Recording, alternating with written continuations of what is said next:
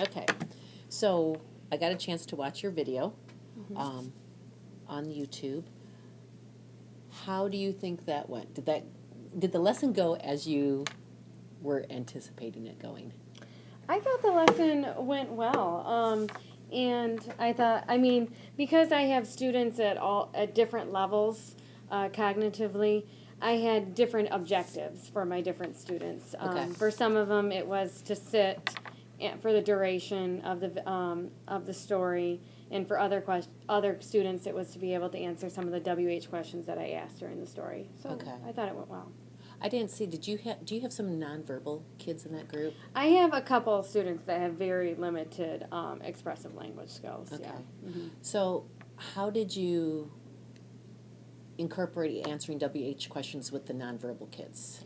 Well, Or were you able to in that? Later on, and like I had, did I say that? Yeah, I said this in my Yeah, that you were paper. going to do some things Yeah. during center time. Right. So later on, during center time, I targeted the WH questions more, and then I was actually able to record answers. Okay. But for my students that are a little bit lower, I just do yes and no questions, because that's where they're at. Okay. Is being able to answer yes and no questions. Okay. So it was just different leveled questions, I suppose. Okay.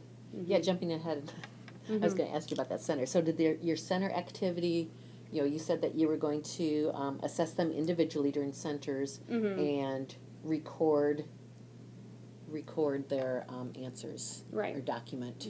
Yeah. To see if they were Able to answer, some of the... meeting your goals on that. So Yep. did that work out the way you wanted?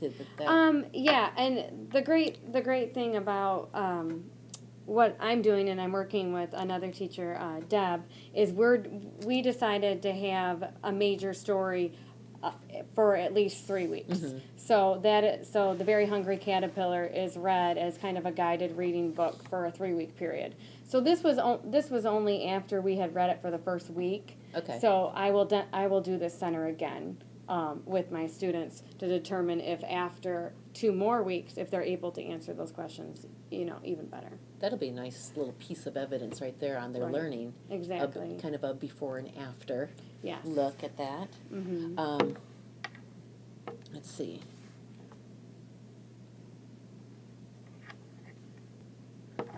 So one of the big, huge things I saw was they're sitting on the floor. Yes, and you're doing awesome. I think that was just a big change for you. Yes, it was. Is to go from having them sit at the table during the lesson to sitting on the floor. Yes, and it's much better. How are you liking it? It's a little bit of a struggle in the AM. We're still working on that. But for the PM students, it's been great. And it's been a pretty easy transition for a lot of them. There were activities and centers before that we had them sitting on the floor, and they always sit on a carpet square in motor group. So they've had practice doing it. So it was a pretty easy transition. And as you could see, they did really well. There are a couple that are still struggling a little. But it's great to prepare them, to have them do that, to prepare them for kindergarten or for their next placement. Yeah, that's going to be that's a really nice transition piece for them for going to kindergarten. Right. Because they're going to be sitting on the floor a lot. Yes, they are, yeah. Have they had an opportunity to go and visit kindergartens yet? We have done push-in. Actually, my speech therapist, Diane, she has done some push-in with a couple of my students that are going to BK or kindergarten, just pushing in for like a circle time. So. Oh, good. Well, I was just... I even wrote on my notes, yay, April, Woo-hoo, for making the change, because I think that was just enormous. Yeah, it was for you. good. In your pre-observation, you talk about, using props and technology to help engage the students. Right.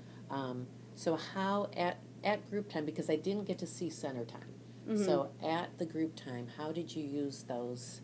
Well, I was using a video of the Very Hungry Caterpillar, but I stopped it to ask the students questions throughout the story. And then I also had puppets that I had a caterpillar puppet and I had a butterfly puppet that went along with the story. And then I had sequencing pictures that I was able to put on the board so that they could actually visually see the sequence of what the caterpillar ate throughout the story. throughout, and then while the video was playing, those were still on the board, Okay. so they could see those. And then you also had real fruit. And then I also had real fruit, and that was something that we also did at snack time, is we tasted Okay. all the fruits that the caterpillar tasted, which they really enjoyed. Did they try them? Even the plums? Yeah, and actually, I actually had a couple kids that asked me the other day for some plums, so it was really cute. Of course, I had a couple kids that are very picky eaters, and so but we just worked on them having them lick or smell the fruit, but that was a great additional activity for this. So one thing I noticed, I mean, you had put that down, that you were going to use those to help them engage. Mm-hmm. Is there any way that you could involve the kids more actively Yeah. using those? Mm-hmm. I think about it. I could have just to get also some movement into the circle time. I could have had them put the sequencing pictures up on the board, and for my kids that have trouble sitting, I could have given them a prop to hold. So yeah, I think there's definitely some different things I could have also incorporated. Yeah, so it sounds like you've already had some personal learning. Yes.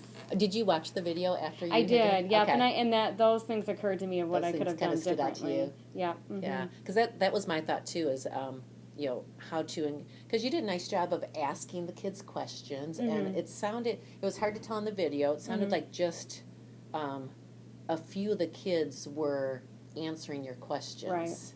And At so that that's why I was level. wondering how you were going to, how to engage those other children who weren't able to answer the WH questions Right. Yeah. into the lesson. Yeah. But it sounds like you've thought of that with the props, because I was thinking that too, to incorporate the movement and Right. letting the kids put the props up on the board. Yeah, instead of me doing it. Yeah. Or hold some of the pieces and so. But I mean, the video was 8 minutes long. I assume you didn't start videotaping right at the beginning, right when they sat down. So one of your goals was to have them sit for the duration of circle time. Mm-hmm. So for the most part on there, I think there was just one little girl who was a little wiggly. Yeah.